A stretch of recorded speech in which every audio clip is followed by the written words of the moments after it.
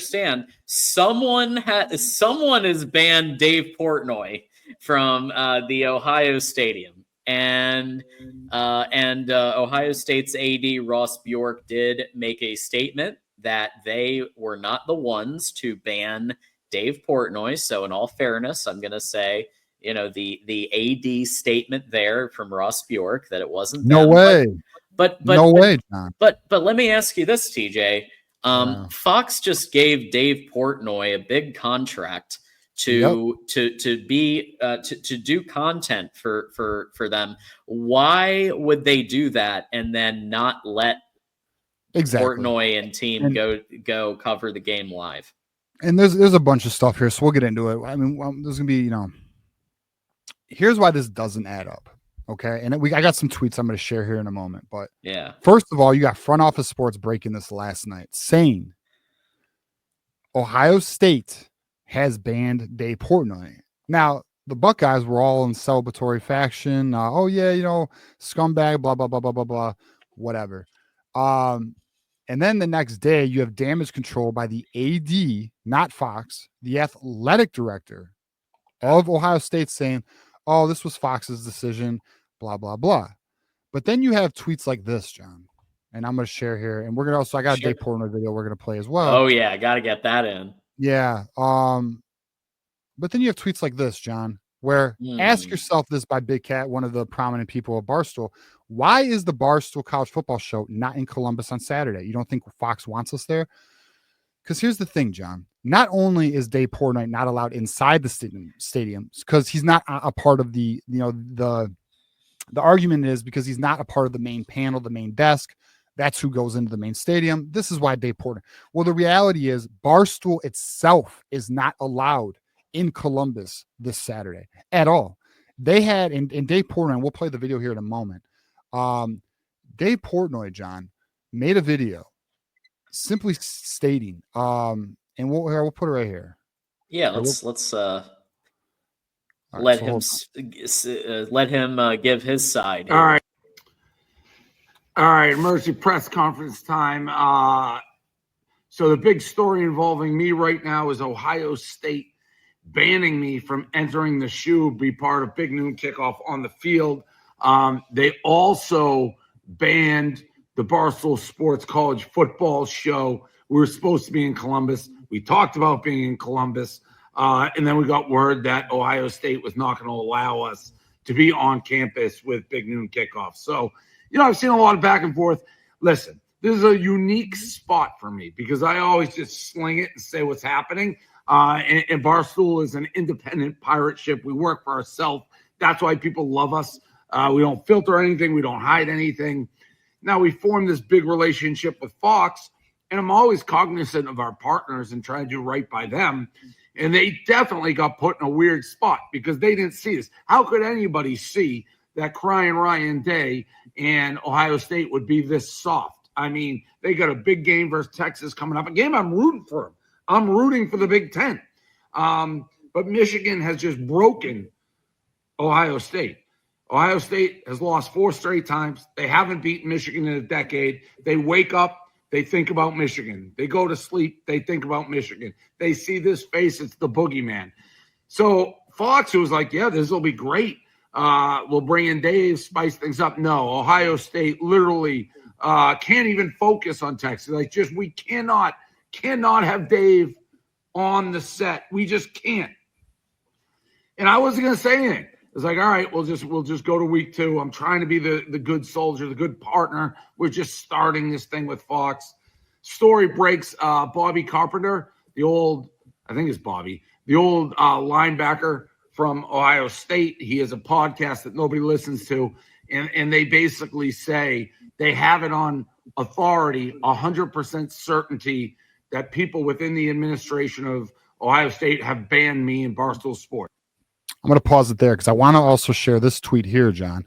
So we have Tony Gerdeman. A lot of people very high up did not want Portnoy in the stadium for obvious reasons. They made Bork aware of these feelings. I was told they can't stop him from having a segment in the parking lot, although they did. But they are not going to let him mock the OSU shoe. again, this was Ohio State. The other, I got another, and then this is the Bobby Carpenter. We'll play this video here, John. I came prepared. The Bobby Carpenter video, which is right here. Let me share this. So right here. And get it to the Sunday night, and Texas didn't want to do it, and the relationship with Fox and how excited everybody is to have Portnoy coming here. Oh boy, that's going to be a real. That's actually that's a real thing. That is a real thing. There's a lot of folks at Ohio State that were not all that happy about him being hired on. Yeah, so we're going to play you guys at noon every week, and we're going to bring on this Michigan guy on to do the show every week. It's incredible. There's a legitimate conversation going about if Big Noon thinks that they're going to continue to be able to finish their show inside the Horseshoe. Dave Portnoy is not welcome in the Horseshoe, like period. Yes. So I know that there have been conversations about that and what that's going to look like on Saturday, because you might have, I don't know, Bob, wanted to ask one of your most important partners about the moves that you're doing. No, we're going to try to get somebody that's like has nothing to do with that's kind of like McAfee, but not really. He's like more of an antagonist. So the point being is, John, the whole argument that Ohio State was not the initiator for the Dave Portnoy banning, in my opinion, is false. There's not only do you have front office sports, who was the initial reporter of of the news, who mentioned that Ohio State was their call. Then you have Bobby Carpenter essentially saying on his show that Dave Portnoy, there was discussions within Columbus. There's people in Columbus who were just unhappy with this, which, I mean, I can understand. You don't like the guy. Like, obviously he's a rival. He trolls you guys. Get it. But to ban somebody from your school, or even let's just say, okay, he can't go in the stadium. He can't even set up the Barstool stage. And if anyone thinks that's not soft, that's soft as butter. And then there is the argument, and I have it here, John, that it's more than just and we'll share it here. This is from the Andy Staples show, that it was more than just Ohio State. It was the other Big Ten schools. And our guy DG, I like DG, Dylan, who's an Ohio State fan, very passionate fan. That's why I like him. Probably most are aware that Dave Portnoy is sort of a lightning rod. I think that's what he enjoys being, and that's what the whole deal is kind of built on. And so it has been, fairly critical of specifically Michigan's big rival in the Big Ten.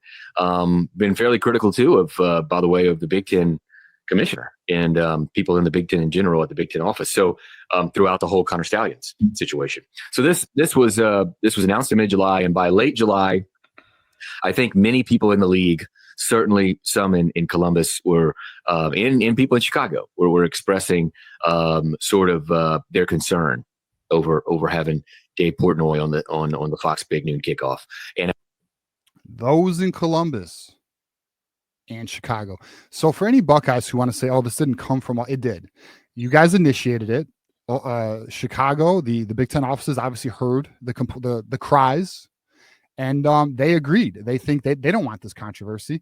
So at the end of the day, this is just a soft situation. Like, it amazes me that you have a personality, a TV, or he's not really on TV, but you have this media personality who obviously is a strong Michigan lean in terms of his fandom. But at the end of the day, like, you can't just have him come to your school. Like, that bothers you that much, you got to ban him. John, everything in Ohio gets banned. Flag planning, Dave Portnoy, right. And the last thing to Dave Portnoy's point is just the lack of accountability. Like, Ross Bork put out that statement today. It was nothing more than a PR spin and damage control. At the end of the day. Now, I'm not saying the Big Ten had no influence. I know you got a point here, John. I'll let you get it. But I'm sure the Big Ten obviously had some impact here. But to say that this was Fox's decision when it is very clear, and even from the Barstool perspective, Fox wanted them there, it's just does not seem to be accurate. Okay. Here we go. So if this was the only thing happening, and it was happening in a vacuum, and the events of the past 4 years were just completely like we're going into a separate universe where none of that stuff happened, right? Where they didn't blame the cold for the loss, the flu for the loss, where they didn't blame X, Y, and Z for their losses. A few plays, okay. John. It was 5 big plays. It was cheating. It was whatever. Yeah. Okay, now let's not only fight Michigan for planting the flag. Let's try to introduce legislation in the Ohio legislature saying that flag planting is a felony. If and let's not forget the former Ohio State AD who said, "I'm cool with playing in a dome because we don't want to play in the shoe in January." Okay, that was later walked back. But the point is, if none of that stuff were the case, maybe I'd be like, okay, you know what? Ross Bjork is saying they didn't do this. I believe it. End of story. The reason why I think there's something rotten in Denmark is because we have 4 years of body of evidence of behavior that reflects a program that, despite winning 11 games a year, has this psyche issue about Michigan, especially, right? And even though they won the national title, they won a national title like 7 months ago. Yet, what was the topic that they were all talking about? Not everybody, but many of them. The hammer, the sign stealing, the this, the that. And they won a national title, and they didn't even want to celebrate it because they wanted to go to Michigan. Michigan's going to get the hammer, and then that became the topic on some of these podcasts and social media. Not everybody. Yeah. We have some very cool Buckeyes in here that did not do that, but I'm just saying, like, this is a pattern, and if it was an aberration, I would be taking a different attitude about it. But because this is a pattern, I have to believe, and based on what Tony Gerdeman said in that tweet, that the Big Ten was not keen, and Ohio State probably leading that charge, to have Dave Portnoy in the stadium, when, let's face it, he has a track record of calling Ohio State out, right? Yeah. So for me, I think that the truth is somewhere in the middle, as it usually is. I think that there were probably multiple forces saying, "Hey, let's have Dave Portnoy do a sideshow in a studio instead of actually going to the game." Yeah, but I just feel like if that was the plan, TJ, why are they giving Dave Portnoy and Barstool all this money to then have them be in a studio? That's what I have an issue. Okay, no, but that's exactly because the fucking crying. The crying, John, is why they are doing that. Dave Portnoy even says later in that video, it's a 5-minute video, so I don't want to just run it, but we had everything already planned. It was going to go there. He had to cancel this last week. He found out about this last week. They were going, like, they had everything to be set up. He even had to pay some type of production fee for the production that was going to be there because they had to cancel. And then to close it out, though, John, our very own, and I know we've been critical. We've been critical of our regions, John. We've been critical of our regions. Yeah. But hey, when you do something that I think is funny, you're gonna get some shine here. So our very own regent, Jordan Acker, says, Regent Acker stepping in. I'd like to invite any personal guests, any Ohio State alumni, coaches, former players, staff, Eddie George, the ghost of Woody Hayes, to join me on the sidelines this year, because we ain't soft, we just win. Love it. Exactly. And so that's the mentality. That's the rivalry. I will be honest. Our rivalry is definitely at a point of petty. It's definitely between the fans, at least. It is a very petty rivalry between the fans. Everyone's taking the shots wherever they can get them, especially the regents. That's why it's so funny, because it's a regent. But at the end of the day, it just adds to the bad look. To me, it's only in, John, like when last night when we were texting each other. What did you text me? What was it? You said like something like, It just writes remember itself. Which thing? Yeah, no, you said something. Oh yeah, like, yeah. When this came out, I was like, this outline's writing this itself. shit just writes itself. Yeah, because it's so predictable at this point. Like they're always like, I don't know what's wrong with like, just own your shit and just like, Ohio State is listen, and Michigan fans, hear me out here. It's a great fucking university. It's an elite football program. Okay.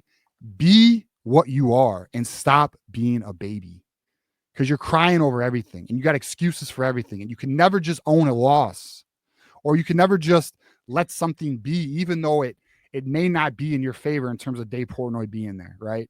And then stop using the signs as an excuse. Like I got somebody right now on Twitter trying to like run their mouth. And I'm like, brother, you guys knew about this sign shift over 3 years and you still took your L's. You still took your L's. Stop crying, stop being a bitch, and realize you just weren't good enough that day. You just weren't good enough, whether it be talent, whether it be the game plan like it was last year, whatever it may be. It definitely wasn't the weather. Stop using those excuses. You know what I mean? Like, it's just, It's embarrassing for such an elite, in my opinion. Obviously, I'm a Michigan fan, but in my opinion, it is embarrassing for such an elite blue blood program that is the most consistent winning track record in the last like modern era to act this way, because they had a 20-year run, which they were buying players and had an incredible gap in talent over everybody else in this conference. And now that the playing field is even, or the rival is starting to win again, they can't handle that. It's embarrassing, in my opinion, bro. That's just where I'm at with it. Yeah, I mean, like I said, and you know who said this? Doreen. Why when we, as in Ohio State, just won a national championship, are we talking about the hammer? Yes, she made that post on social media. Yeah. Doreen has been at the charge. Like, why aren't we celebrating our national championship instead of going after Michigan? And there's clearly a psyche issue there. But hey, look, we're gonna have another round of this in late November. That's right. And it's gonna be in the big house, and it's gonna be Bryce Underwood at quarterback instead of instead of some others. So and a real offensive coordinator. So anything's possible here. Yeah. We any final thoughts? We have a couple more super chats here to hit. My only final thought is this: Ohio State, quit making it worse. Just stand on it and let your team do the talking. Stop the excuses, stop the PR game, stop the banning this or this. Let play ball. November is your time to turn it around. All right, and then you can have all the bragging rights you want if you do what you need to do. That's just where I'm at with it, and and the same goes for Michigan as well in the sense of, November is our opportunity to get another year of bragging rights, because that's all it is. It buys you 1 year of bragging rights. Sure, there's the all-time record, but whatever. At the end of the day, it's what have you done today? And that's just where we are. So we'll see them in November. Obviously, we're all going to be looking forward to that 12 o'clock game, Texas and Ohio State. It's going to be a big one. And then they're going to be watching us the next week 2 against Oklahoma. So the rivalry is alive and well. It's as petty as ever, and it's not going anywhere. So it's still fun to be a part of it. But it's just sometimes sad to observe it. I thought this was a sad moment. Like, just stop, just like let Portnoy be there. And if you don't like it, then it's not for you. No big deal.